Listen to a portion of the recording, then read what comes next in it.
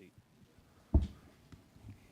Tim Cato with The Athletic. Jason, you had talked after Game 2 about Dante Exum and what you thought he brought to that game. I was curious from his short stint in Game 3 what you saw that caused you to end up going away from him in the rotation.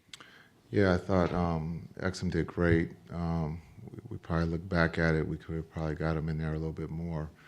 But we went with the other guys. We were looking for someone who was, to be able to knock down an open shot. We had good looks that just didn't go down for us. I thought Exum's pace, his ability to get the ball into the paint for those 3 minutes was good, and so hopefully we can get him in the game in Game 4. Joe, here in the front. Joe Varn, The Athletic. I guess expanding on that, down as you are, do you have to consider lineup changes, and is there something personnel-wise you think you can do to change the momentum in the series? Well, I think we played 11 yesterday, so everybody's on deck. Everybody has to be ready to play. No lineup changes here today, but we'll see what tomorrow brings. Ramona, over here. Hi, Ramona Shelburne, ESPN. Jason, you and I have talked all about how competitive Luka Doncic is and how much he wants to be great. A lot of times great players get to the finals, especially their first one, and the other team throws, they find a weakness, they find whatever it is, and they try to expose that, like LeBron and the Spurs or whatever it is. How much do you tell Luka about that kind of journey for a great player and the challenge he's facing ahead? Yeah, I think the history's there for us to learn from. When you look at great players and the struggles, you look at MJ and the struggles that he had against Detroit. You look at some Magic Johnson struggles. You look at LeBron's first time around, and so it's there to learn from. But as the great ones, they use that going into the next season or the next couple seasons to try to get back there, because now they understand experience is a big thing. When you look at the Celtics, they lose to the Warriors 2 years ago. They lose to Miami in Game 7.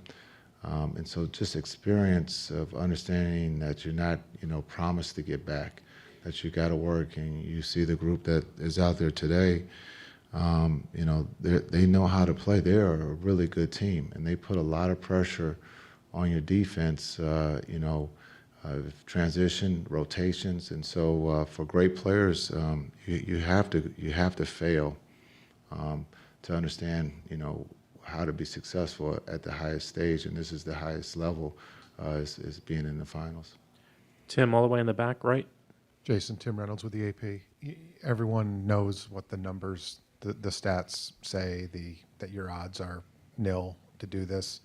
How do you block all that out? How do you tell your guys, just play tomorrow, just win a game tomorrow and see what happens? How do you keep them in that mindset and not look at how daunting a 3-0 deficit looks on paper?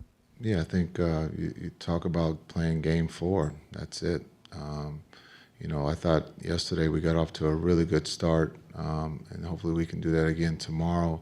You look at the end of quarters, the end of the first in Game 2, and also here in Game 3, we have to be better.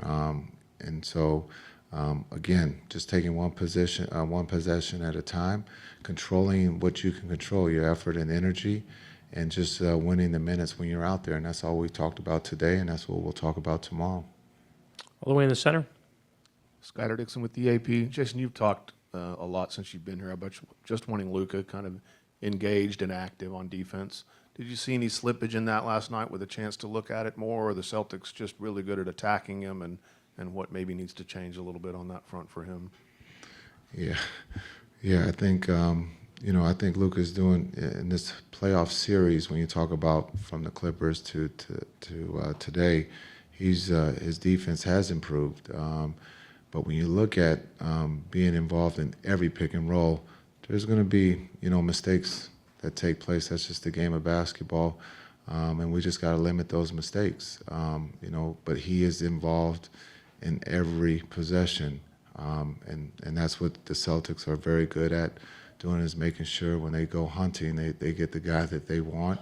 And so for us, we got to do a better job of protecting Luka.